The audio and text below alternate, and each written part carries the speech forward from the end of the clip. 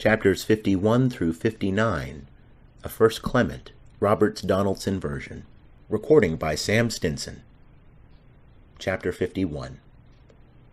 Let us therefore implore forgiveness for all those transgressions which, through any suggestion of the adversary, we have committed. And those who have been the leaders of sedition and disagreement ought to have respect to the common hope. For such as live in fear and love would rather that they themselves than their neighbors should be involved in suffering. And they prefer to bear blame themselves rather than that the concord which has been well and piously handed down to us should suffer.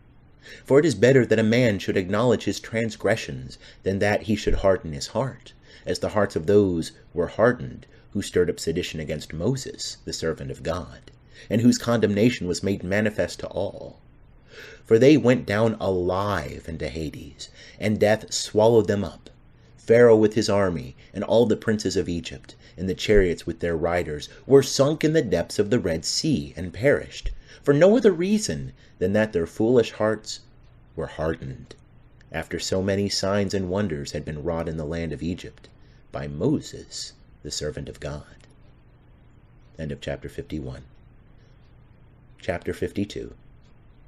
The Lord, brethren, stands in need of nothing, and he desires nothing of any one, except that confession be made to him. For says the elect David, I will confess to the Lord, and that will please him, more than a young bullock that has horns and hoofs. Let the poor see it, and be glad. And again he says, offer to God the sacrifice of praise, and pay your vows to the Most High, and call upon me in the day of your trouble. I will deliver you, and you shall glorify me. For the sacrifice of God is a broken spirit. End of chapter 52. Chapter 53. Ye understand, beloved, you understand well the sacred scriptures, and you have looked very earnestly into the oracles of God. Call then these things to your remembrance.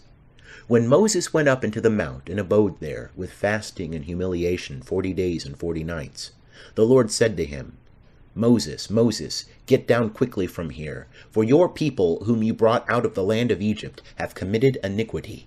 They have quickly departed from the way in which I commanded them to walk, and have made to themselves molten images.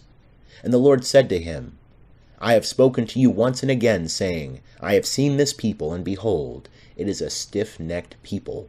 Let me destroy them and blot out their name from under heaven, and I will make you a great and wonderful nation, and one much more numerous than this.